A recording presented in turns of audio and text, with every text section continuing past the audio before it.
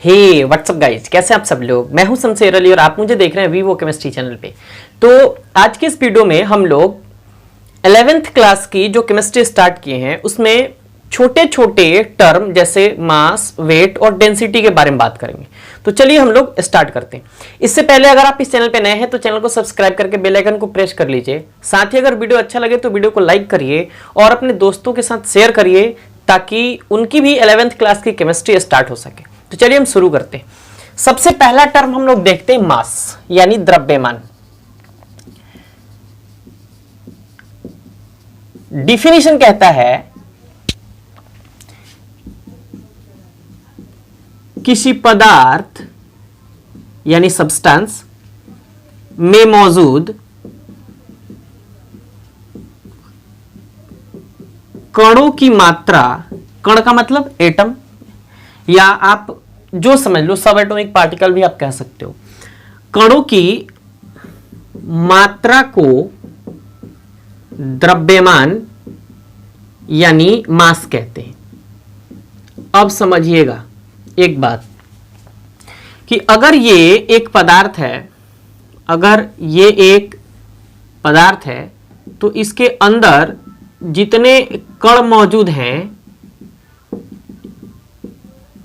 अगर ये सब के सब 1 केजी है, मतलब ये एक पदार्थ 1 केजी का है, इसका मतलब ये हुआ कि इस पदार्थ के अंदर जो कण मौजूद है इन सब का मात्रा 1 केजी है। क्लियर हुआ? अब सुनिए, अगर ये 5 केजी कहता तो इसका मतलब ये है कि इन सभी कणों की मात्रा जो है वो 5 केजी है। क्लियर? देखिए दूसरी बात, मास जो होता है, मास, इसका एसआई यूनिट केजी यानी किलोग्राम होता है। क्या होता है? किलोग्राम होता है। बात क्लियर हुई? हमने पहले ही यहां लिख रखा है। अब जब किलोग्राम यानी केजी अब लिखेंगे तो एक बात हमेशा याद रखेंगे कि कैपिटल के नहीं होना चाहिए, ये स्मॉल के होना चाहिए, उसके बाद नीचे जी होना चाहिए। अगर कैपिटल के देते हैं तो फिर वो केल्विन हो जाता है।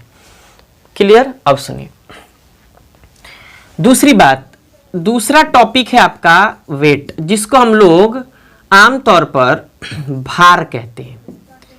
कहता है किसी पदार्थ को पृथ्वी जितने गुरुत्व बल के द्वारा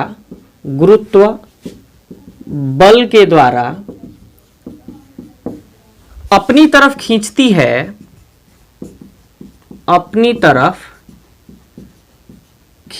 है उसे यानी उस बल को क्या कहते हैं? भार यानी वेट कहते हैं। अब जरा समझे, अगर ये एक वस्तु है और पृथ्वी अपनी तरफ इस वस्तु को अगर खींच रही है तो खींचने के बाद इसका वेट अगर मान के चलिए ये 3 केजी हो गया, तो इसका मतलब ये है कि इस वस्तु को पृथ्वी अपनी तरफ 3 केजी द्रव्यमान के अनुसार वो अपनी तरफ खींच रही है। जब 3 केजी का जब बल लगा रही है तो वही बल क्या होगा? वेट यानी भार कहलाएगा। अब जरा समझें कि भार यानी वेट का भी एसआई यूनिट मतलब एसआई मात्रक भी केजी यानी किलोग्राम ही होता है। सबसे अहम बात नोट लिखिएगा कि द्रव्यमान और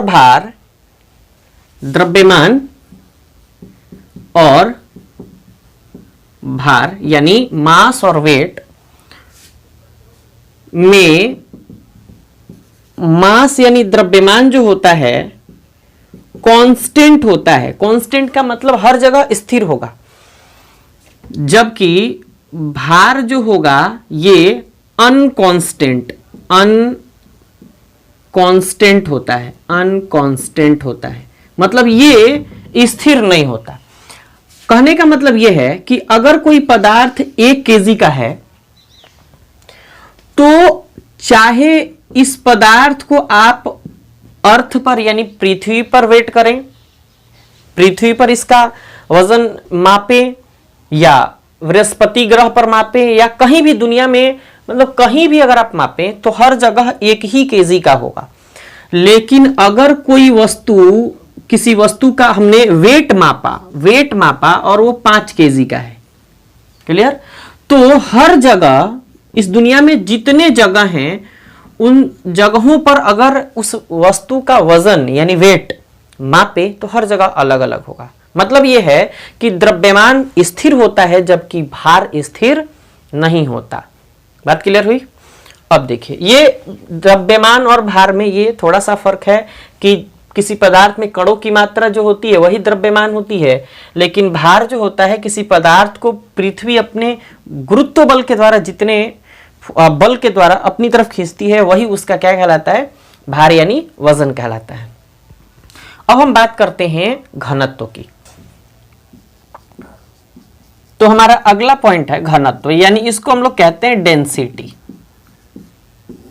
सुनिए, कहता है प्रति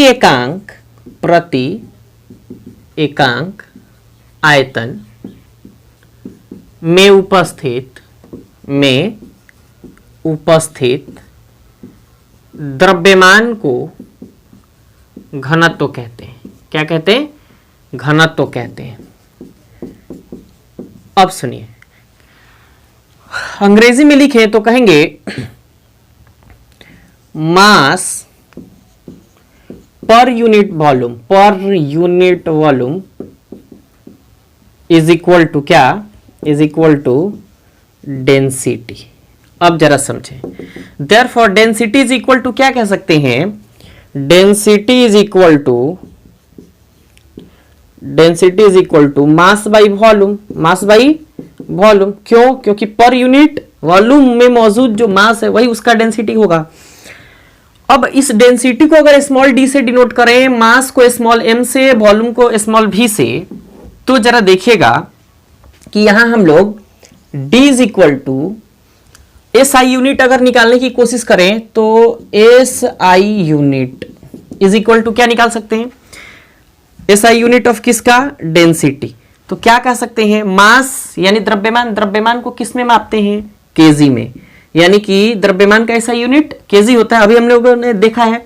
वॉल्यूम को किस में मापते हैं? मीटर क्यूब में। क्लियर? अब देखिए, तो इसलिए SI unit of density is equal to कितना होगा? इज इक्वल टू कितना होगा? केजी पर मीटर क्यूब। या इसके, ये तो काफी मतलब बड़ा मेजरमेंट हो गया, लेकिन अगर छोटे पैमाने पर इस्तेमाल करें तो केजी को हम लोग क्या लिख सकते हैं? ग्राम, और मीटर क्यूब को सेंटीमीटर क्यूब भी लिख सकते हैं।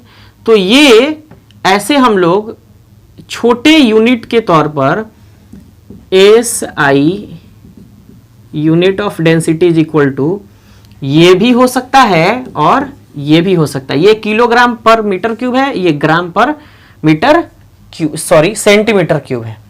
तो ये घनत्व हुआ जिसका SI यूनिट किलोग्राम पर मीटर क्यूब या ग्राम पर सेंटीमीटर क्यूब होता है। इसको हम लोग ऐसे भी लिख सकते हैं, ग्राम पर सेंटीमीटर क्यूब।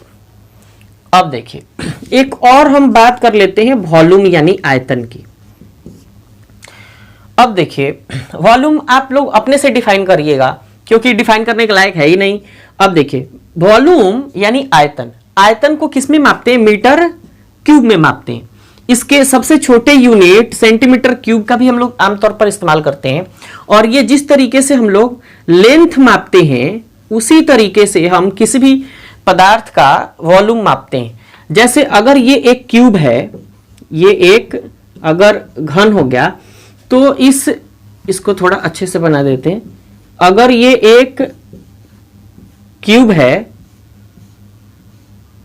तो इस क्यूब के जो साइड हैं ए और ए, क्लियर? तो जब हम लोग इसका वॉल्यूम मापते हैं तो वॉल्यूम क्या होता है किसी भी पदार्थ का? लेंथ